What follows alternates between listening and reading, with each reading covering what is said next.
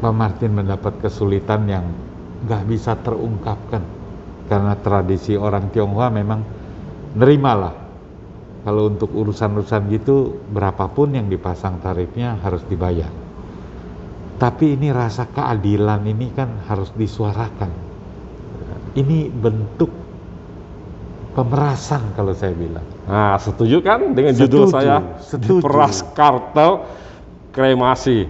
Bahwa mertua saya setelah menjadi jenazah, setelah meninggal, terus seakan-akan diterkam oleh yang saya katakan kartel, karena telepon dimanapun kurang lebih waktu itu harganya 45-an sampai 55-an. Jadi saya anggap wah mereka sudah bikin kartel ya. Kartel ini bisa berkuasa ya, sebenarnya Pemda juga ada andil, Pak.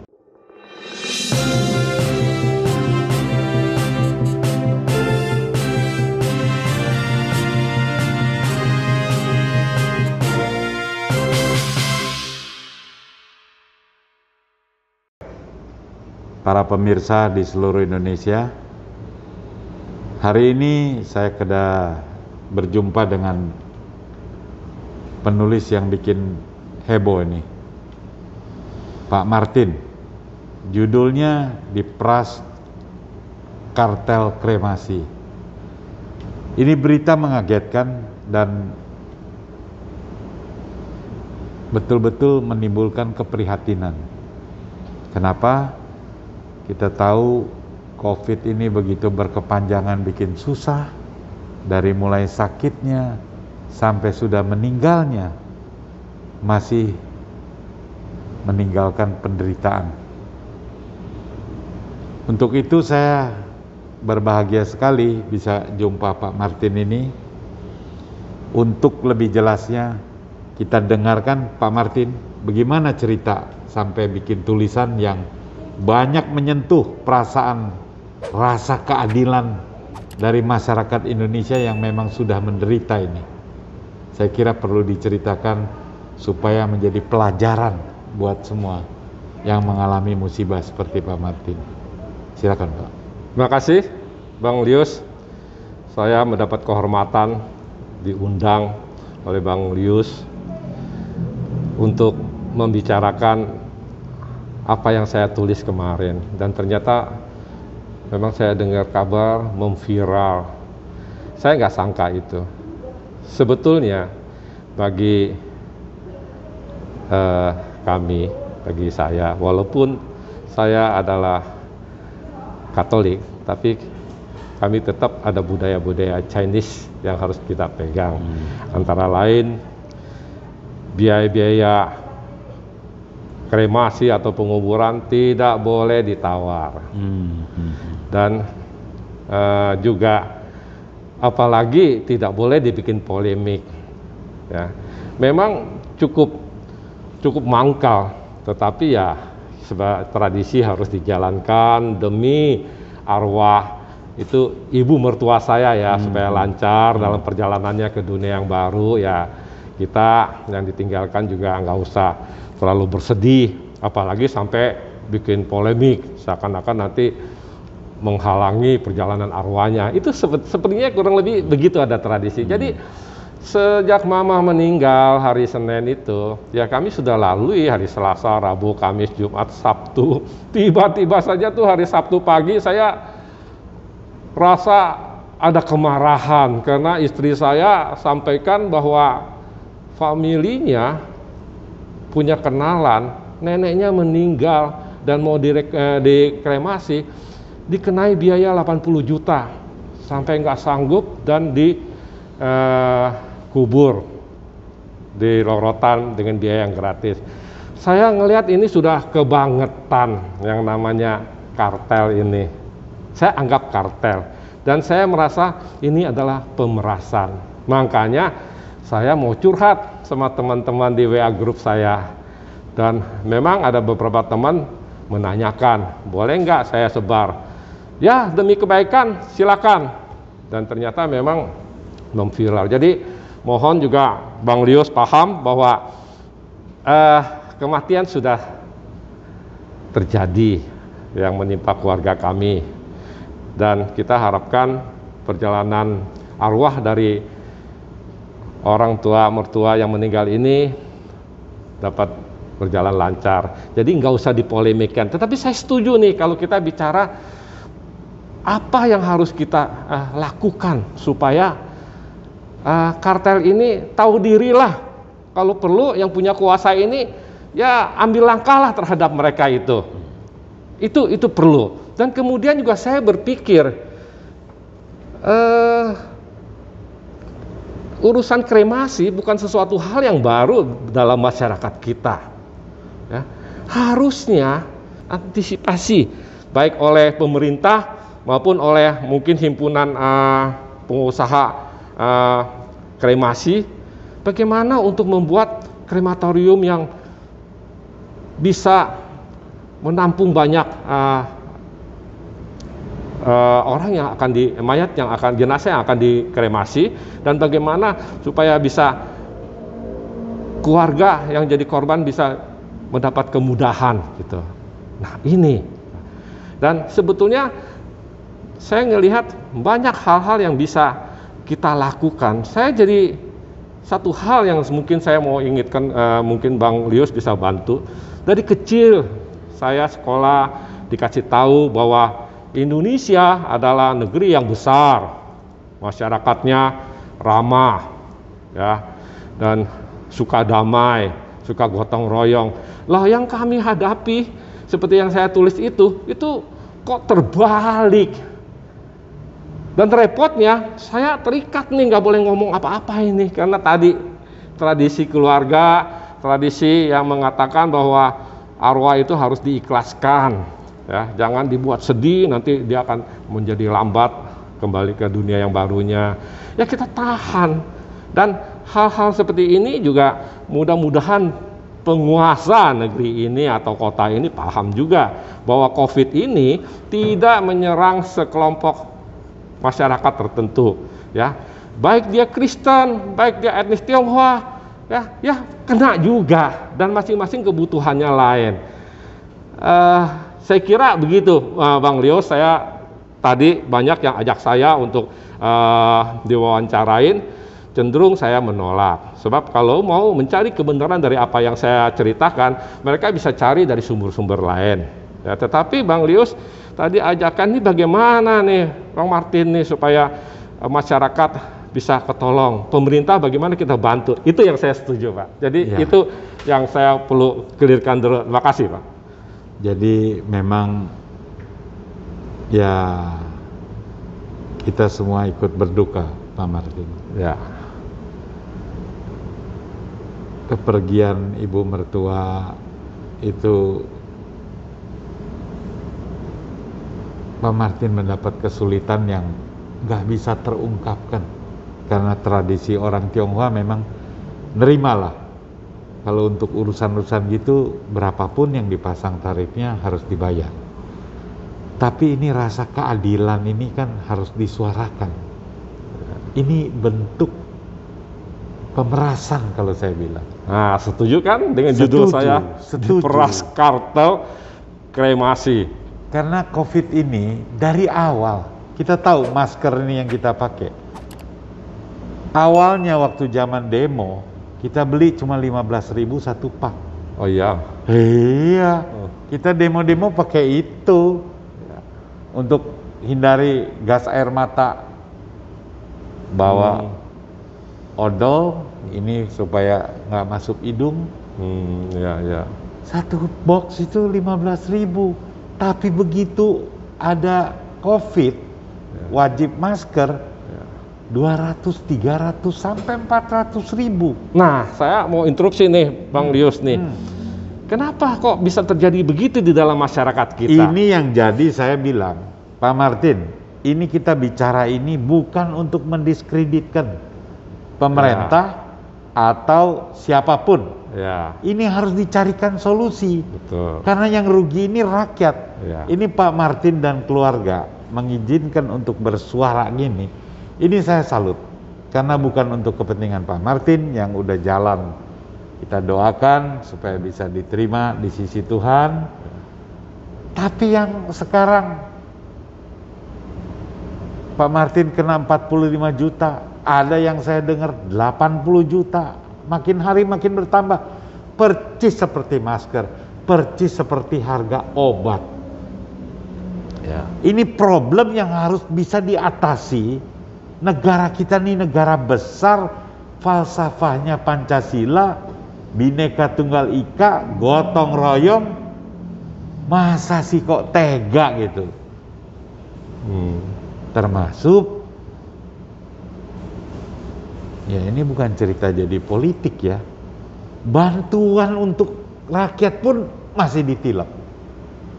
Saya kaget baca tulisan Pak Martin. Ya. Orang udah susah, lagi berduka, di rumah sakitnya susah, antrian oksigen susah, sampai meninggal mau dikremasi masih susah. Nah, saya kira ini tugas bukan main-main. Pak Presiden, Pak Luhut, Pak Anies, karena ini kejadian di Jakarta, ini hendaknya disinkronkan bagaimana problem-problem ini bisa teratasi. Saya berkeyakinan sebagai bangsa yang besar, kita mampu menyelesaikan masalah ini. Jangan biarkan yang menimpa Pak Martin ini menimpa masyarakat lain. Karena kalau Muslim kan nggak perlu dikremasi, nggak boleh saya dengar ya, harus dikubur. Tapi kalau Kristen, Katolik, Buddha khususnya ya, saya merasakan termasuk saya sendiri, saya udah pesan minta dikremasi karena ada ajaran, ya udahlah biar sempurna. Ini harus diselesaikan. Nah, saya senang Pak Martin mau bicara dan kita akan usaha bantu, bukan protes ini. Ini ungkapan perasaan kepada para penguasa pemerintah ini. Rakyat jangan dibiarkan jalan sendirian menghadapi kesulitan. Saya berkeyakinan Pak Presiden, Pak Luhut, Pak Anies Baswedan akan sangat peduli. Mari kita carikan jalan.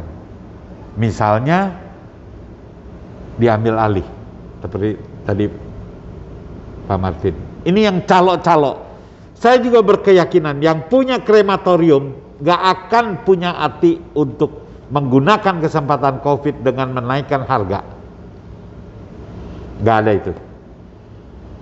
Karena semua yang usaha kremasi itu yang punya niat yang baik, membantu, bukan cari untung. Banyak yang diberikan gratis kalau memang nggak mampu. Yang mampu ya pasang tarif, tapi tarifnya bukan seperti gila-gilaan. Saya kira nanti mungkin Pak Martin sama-sama saya kita terus carikan jalan. Ini yang calo-calo memanfaatkan orang susah, calo obat, yang bikin harga obat, alat-alat kesehatan naik, termasuk vitamin-vitamin sekarang harganya ampun. Nah, ini pemerintah yang harus bantu, karena pemerintah yang punya kuasa, pemerintah yang diberikan kewenangan kita memilih, khususnya Pak Jokowi sekarang presiden. Ini Bapak harus menjelaskan kepada menteri-menterinya, memperhatikan.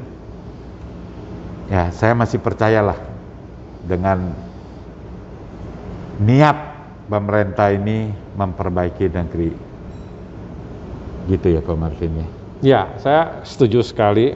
Dan mestinya dalam kondisi sekarang lah bahwa bangsa kita bahkan dunia sedang menghadapi real problem.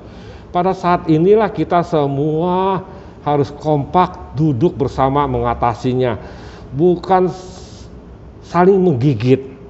Terus terang Bang Lius, bahwa mertua saya setelah menjadi jenazah, setelah meninggal, terus seakan-akan diterkam oleh yang saya katakan kartel, karena telepon dimanapun kurang lebih waktu itu harganya 45-an sampai 55-an. Jadi saya anggap wah mereka sudah bikin kartel ya.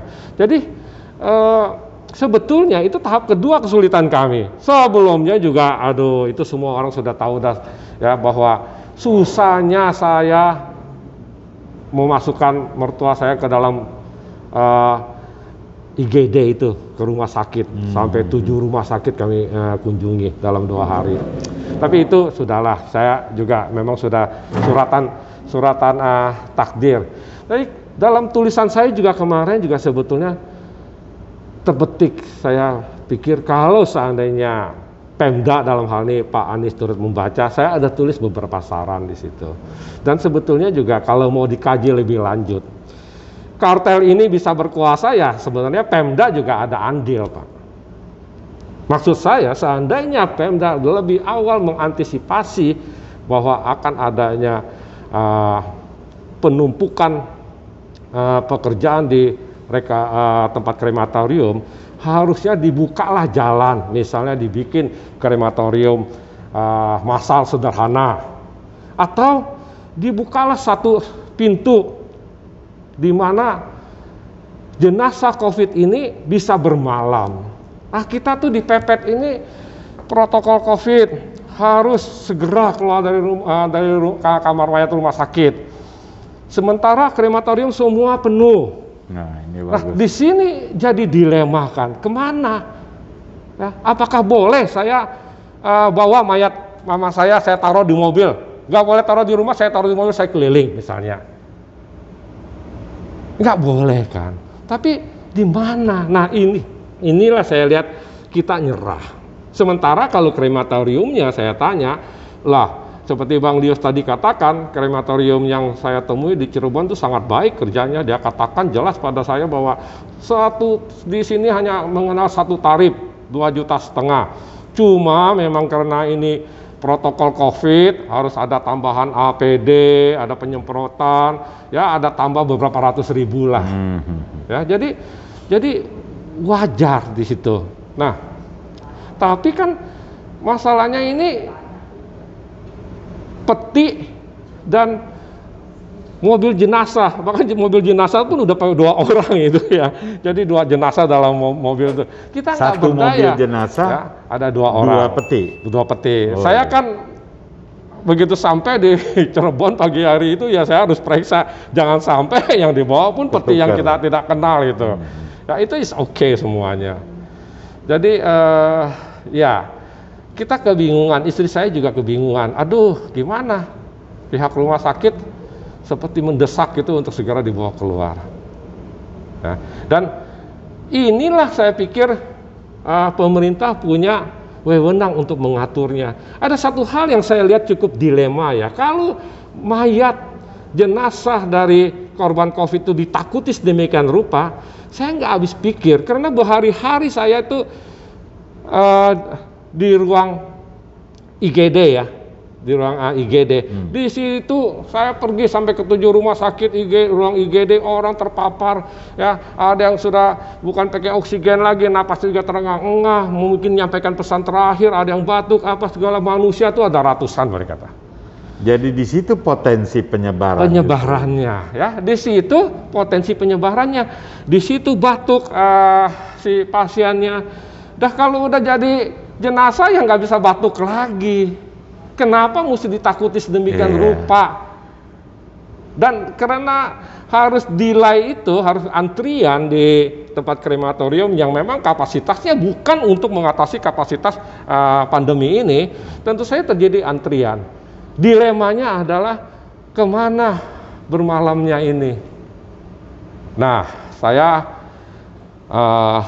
kira ini sebagai penguasa, mudah-mudahan sekali lagi kalau Bang Anies dengar, ya mungkin bisa diambil satu langkah yang bisa mengizinkan jenazah korban COVID ini bermalam entah di mana.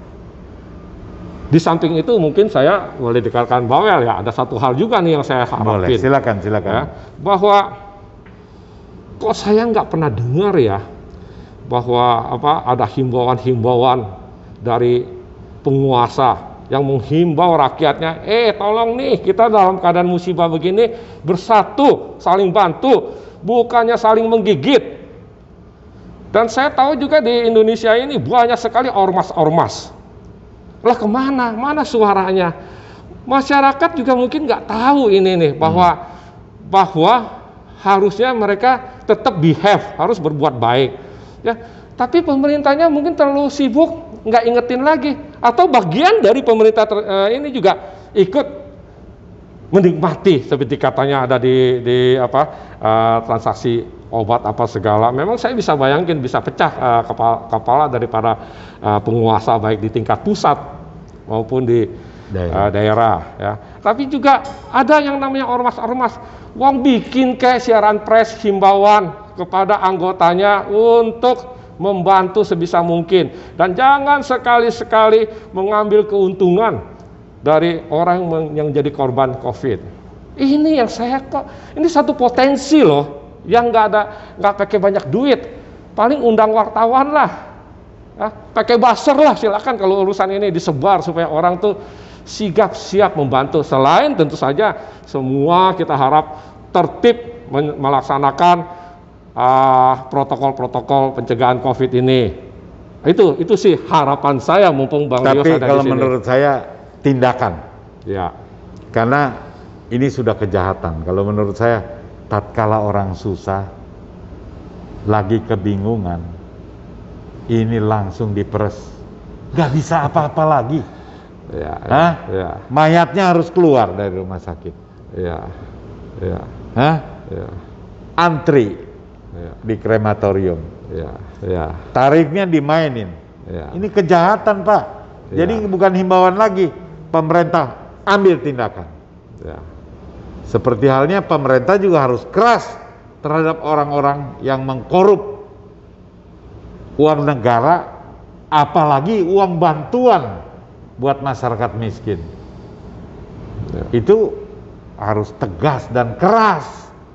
Jangan keras kepada para pedagang yang cari makan susah. Jadi dalam mengambil kebijakan itu mesti dipikirkan. Disuruh di rumah itu harus dikasih makan. Kalau buat yang punya uang nggak masalah. Ini sih sedih loh, saya baca Pak Martin punya tulisan itu, kita bisa merasakan itu susahnya, perasaannya. Apalagi ada budaya yang nggak boleh tawar, karena kepercayaan biar lancar. Lah ini dimanfaatkan sama orang-orang jahat. Harusnya negara ini melakukan tindakan keras. Jadi saya kira Pak Martin ini bermanfaat pembicaraan kita hari ini, dan saya nggak usah khawatir. Pak Gubernur Anies Baswedan ini dikritik, dia pasti menerima dan pasti akan ada perubahan dalam minggu-minggu ini.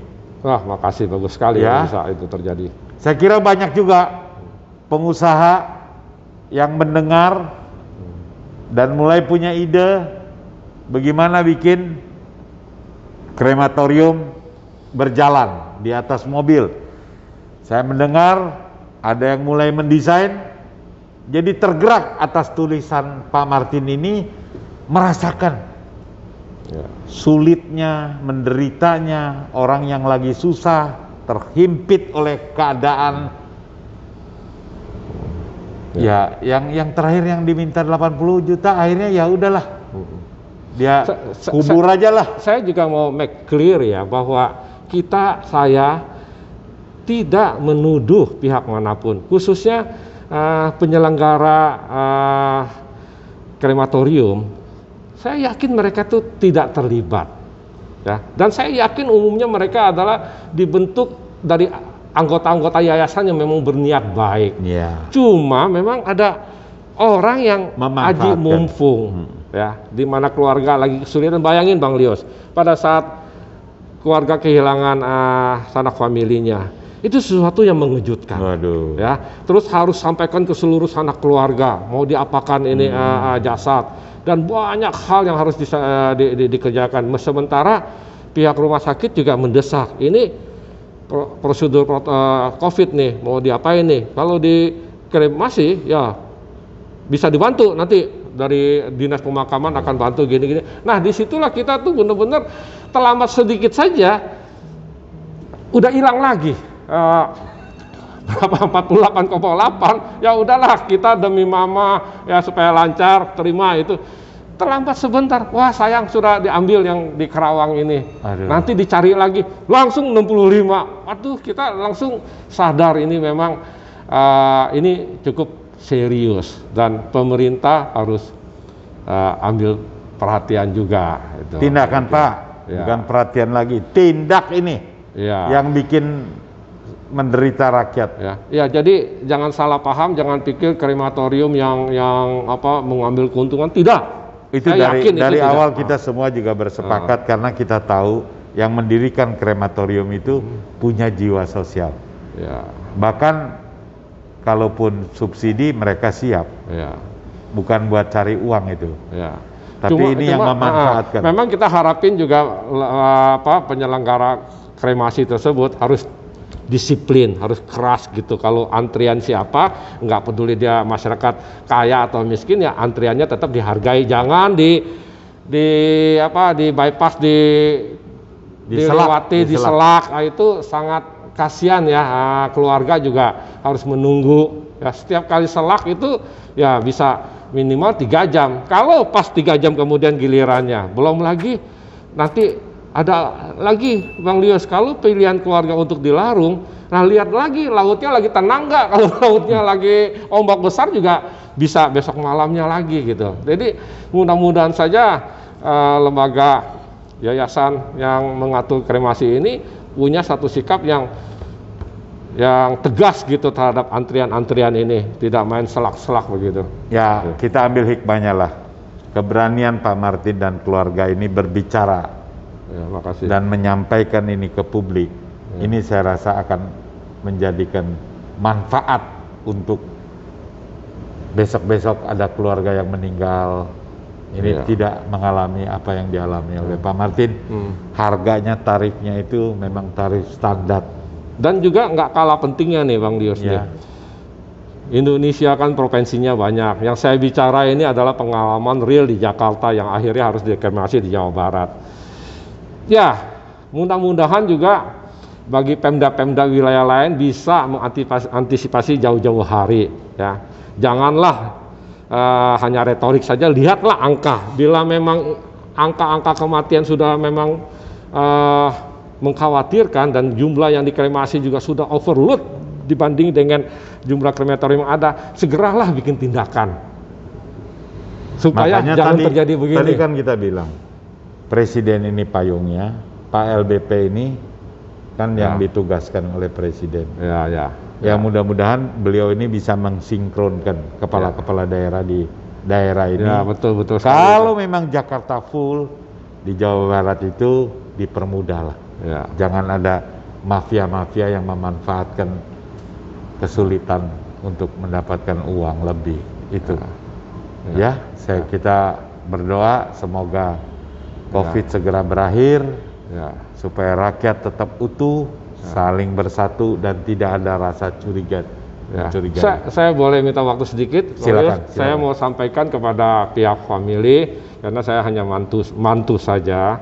Mohon maaf bahwa saya tidak bermaksud menjadikan ini polemik, tetapi sesuai dengan ajakan Bang Lius juga bahwa ini kita bisa berbicara nih soal pengalaman yang bisa kita koreksi untuk kepentingan masyarakat. Jadi percayalah tidak jadi polemik buat mama yang sedang menuju dunia yang baru.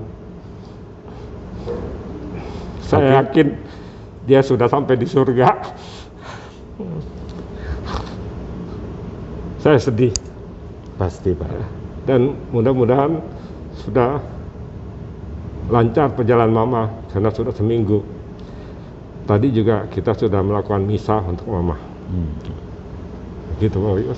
Ya, kami segenap kawan-kawan aktivis juga ikut menyampaikan belasungkawa. Semoga arwah beliau diterima di sisi Tuhan. dan segala kesalahannya dimaafkan. Ya. Terima kasih. Yep.